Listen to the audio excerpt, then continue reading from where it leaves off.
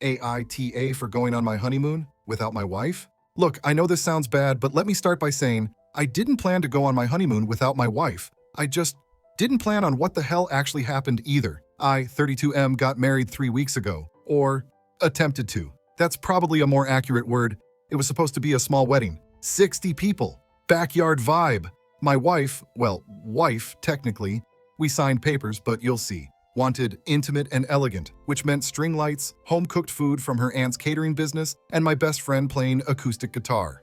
Fine. Not my thing, but I was into the idea of keeping it chill and low budget. My parents, on the other hand, acted like we were holding a satanic ritual in the woods. My mom cried the day she saw the flower arrangements. Cried. Because they weren't real roses.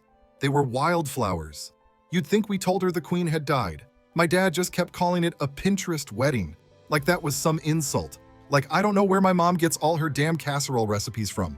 Anyway, I told them they could have one request. Just one. Venue, food, music, one thing they could influence. They picked inviting my cousins from Toronto. Cousins I haven't seen since I was 14. Cousins my fiance literally had never met. But whatever. Seemed harmless. Spoiler, it wasn't.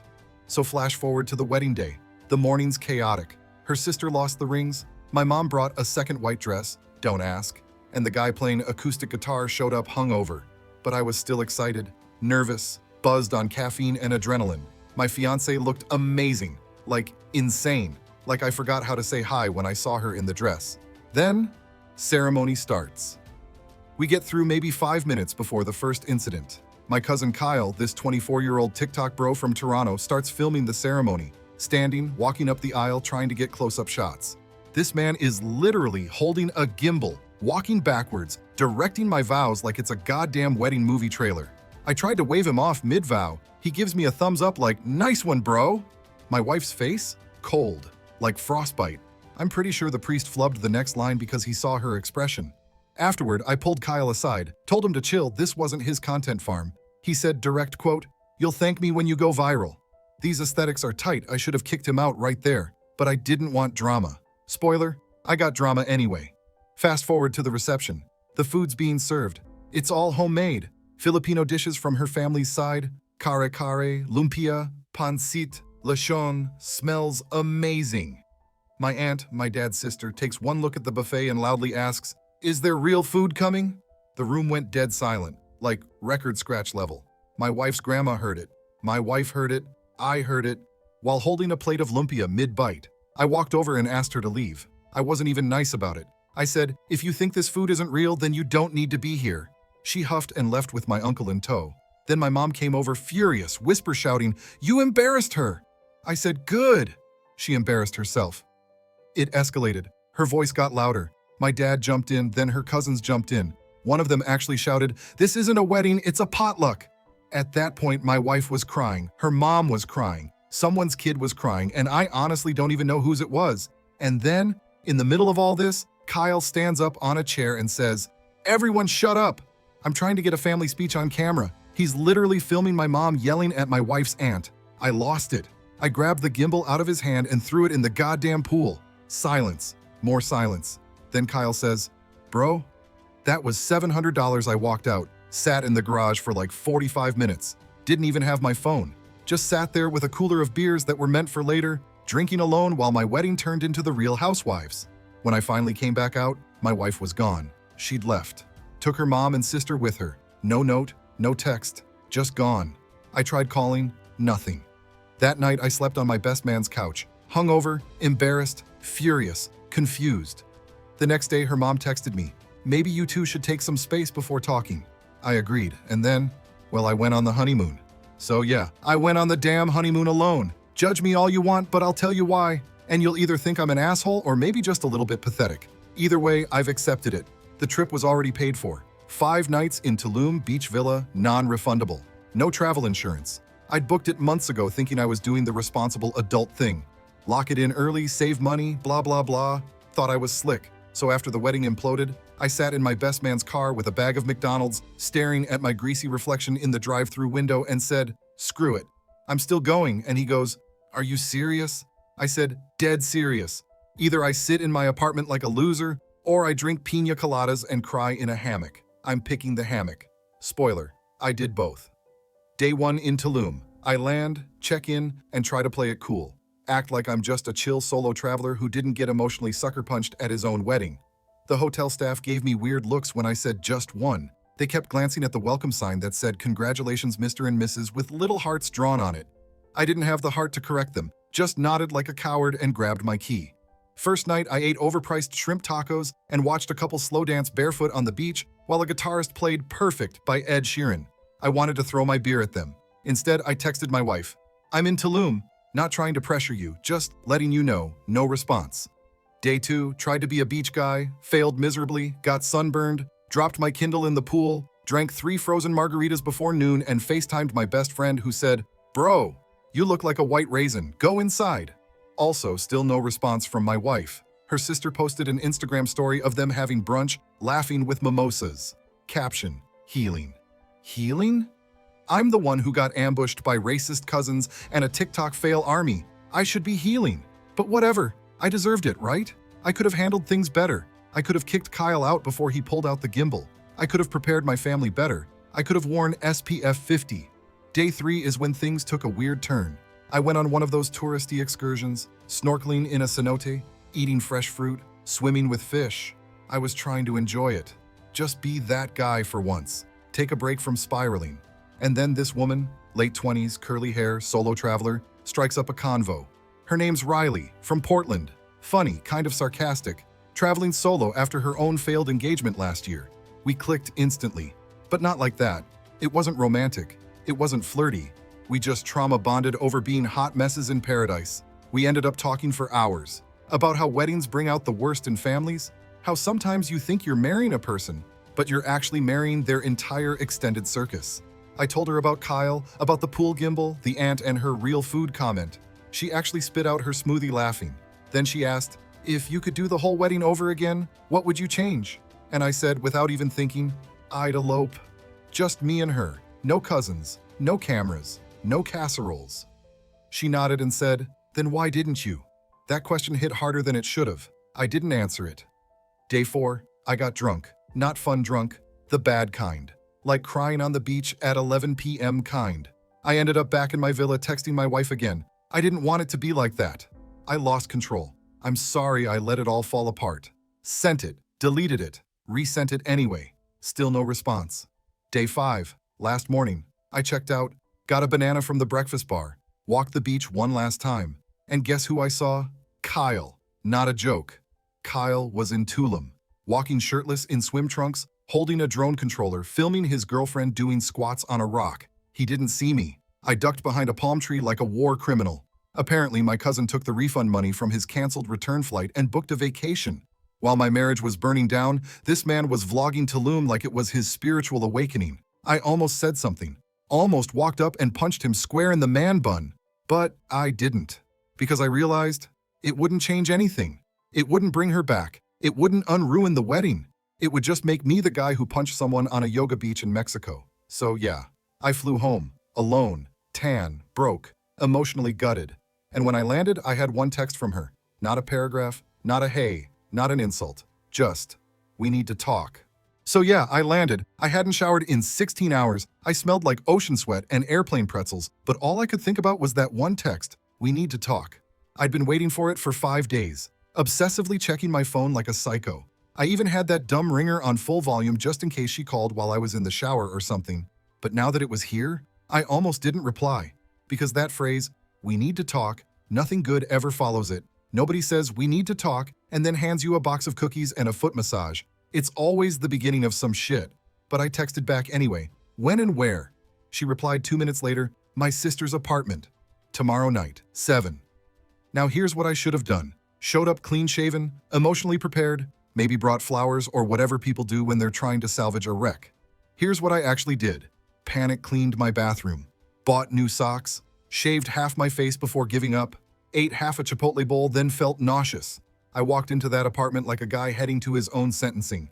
Her sister lives in this trendy downtown loft, one of those open concept places with Edison bulbs and succulents on every flat surface. She opened the door and right away I could tell something was off. Her mom was there, her sister was there, and then my wife came out of the kitchen holding a cup of tea like it was a hostage negotiation. So yeah, Not a private talk, not a heart-to-heart, a full-blown intervention. I stood there, backpack still on, like, am I supposed to sit or, No one answered. Her mom just motioned to the couch like a judge telling me to take the stand. I sat. Then my wife, let's call her Ava, said, we've all talked and there are a few things we need to clear up before we can move forward. We've all talked? What is this, a tribal council? They had a freaking list, an actual list. Her sister pulls out a folded piece of paper, starts reading. You allowed your cousin to film during the ceremony. You didn't stop your aunt from insulting the food immediately. You escalated the situation by throwing equipment. You left the reception without talking to Ava. I interrupted. Okay, pause. You make it sound like I ran someone over. These people came to our wedding and acted like assholes. Ava cut in, calm but sharp. They're your people. And you invited them. Me. I invited them because your guest list was already at 45 and my mom threatened to cry if I didn't include family. Her mom. Well, maybe if you had set boundaries with your mother. Me. Oh, I'm sorry, the woman who wore a second wedding dress is mad about boundaries? That's when Ava stood up. She didn't raise her voice. She didn't even flinch. She just said, this is why I left. This exact energy. You always get defensive and you always deflect. And you know what? She was kind of right. Because I was defensive. I was pissed. I was embarrassed. And yeah, maybe I was scared that I'd messed it all up. So I just sat there, arms crossed, doing that tight-jawed silence thing guys do when we don't want to admit we're losing. Then her sister pulled out the nuclear option. She said, we also heard you went on the honeymoon. And I said, yeah. I told Ava I was going. I texted Ava, you went to Tulum. Alone. The day after I walked out. Me, you didn't respond. What was I supposed to do? Sit at home crying into a bag of rice? Her mom, it was insensitive. It looked like you didn't care. And I snapped, no, you know what was insensitive? Watching her walk out without saying a word while your entire family treated my side like dirt. I was defending your food, your family. And instead of standing next to me, she left dead silence. Then Ava said, I didn't leave because of that. I left because you made everything about you that hit harder than anything else. Because in my head, I thought I was the one holding it all together. But maybe I was just bulldozing everything in the name of keeping the peace. Maybe I was so focused on surviving the wedding that I forgot the wedding was supposed to be about us. I stood up, said I couldn't do this in a room full of spectators, told Ava I wanted to talk. Alone. No sisters, no tea, no judgmental glances. She hesitated, then agreed.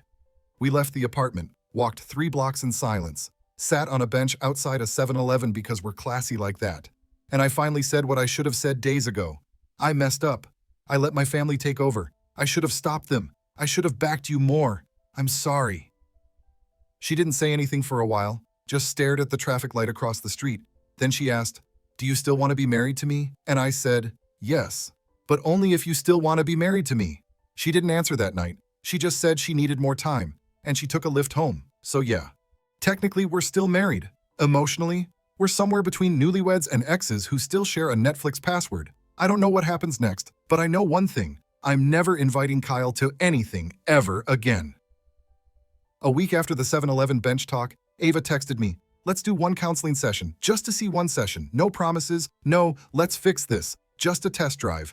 I agreed so fast my thumb cramped. She sent the info, Zoom session, Wednesday night, 6 p.m. Therapist's name was Lynette, had a flower logo in her email signature and wrote Namaste unironically. Red flag? Maybe. But we were desperate. Session 1, welcome to hell.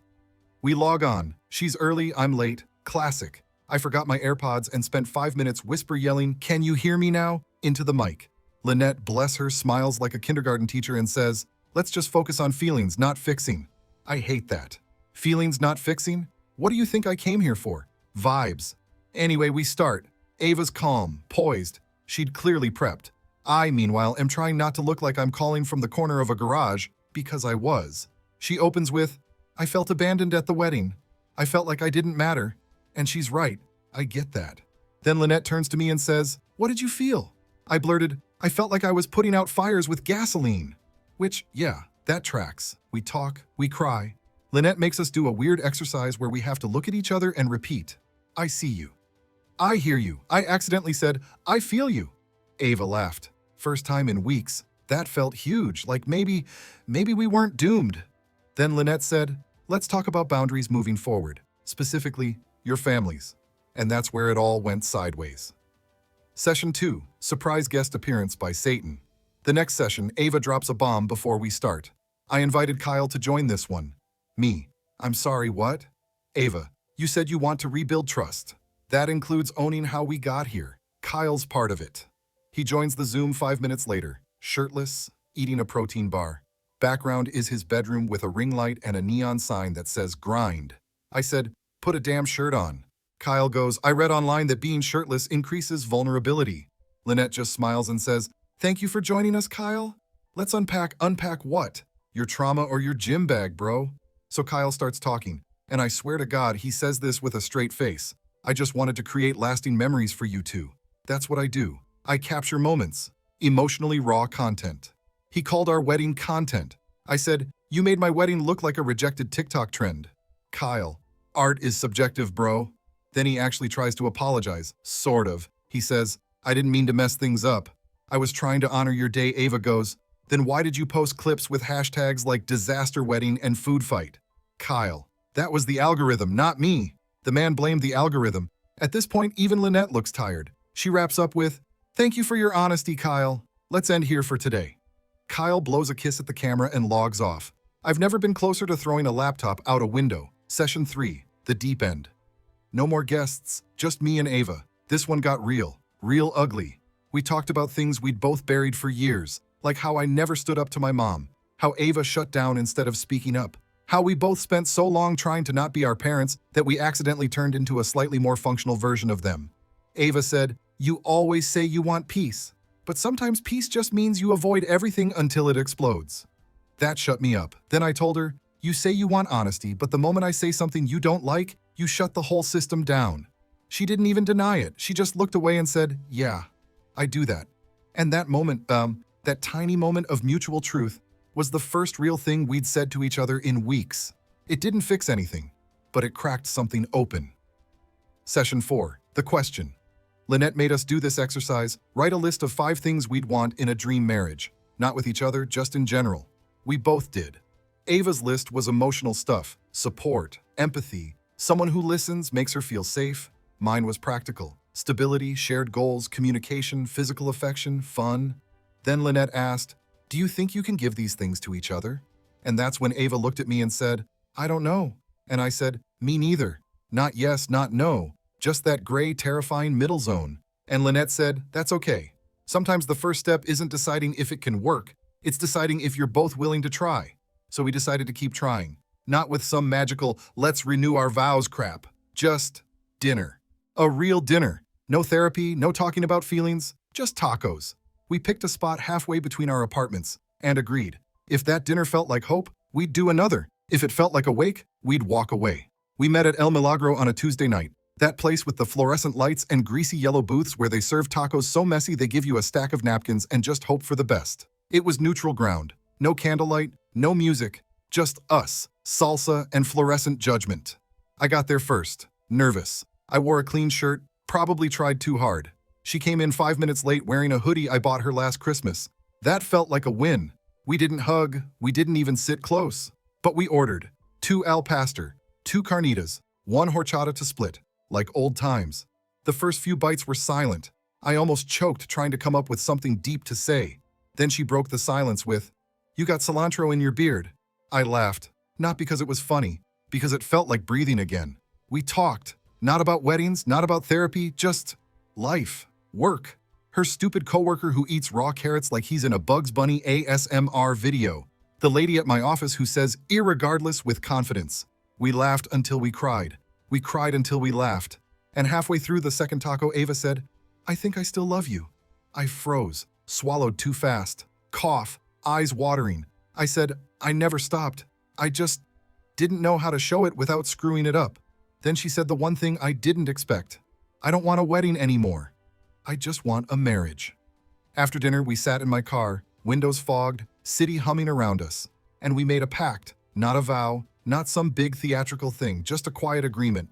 1 taco dinner a week. No phones, no therapy talk, just us. We called it the Taco Pact. If we could keep that going, keep showing up, we'd keep trying. No guarantees, no pressure, just presence. Fast forward 2 months. Kyle's off filming a reality show in Miami. Yes, really. My mom still brings up how lovely traditional weddings are, every time we talk. But I've learned how to say mom stop without flinching. Ava and I, we haven't had another fight since the pack started, not because we're magically perfect now, but because every Tuesday night, without fail, we sit down and eat tacos together, rain or shine, good week or trash week. Sometimes we talk, sometimes we don't, but we show up, and for now, that's enough. Final thoughts. Am I the asshole for going on my honeymoon alone? Maybe. Was she wrong for walking out mid-reception? Also maybe. But honestly, we were two people raised by messy families, trying to build something better with zero blueprints and way too many expectations. We both messed up, we both grew up, and somehow, we're still here, still trying, still ordering tacos. And if that's not love, I don't know what is. Thanks for watching. If you liked the story, hit subscribe. See you in the next one.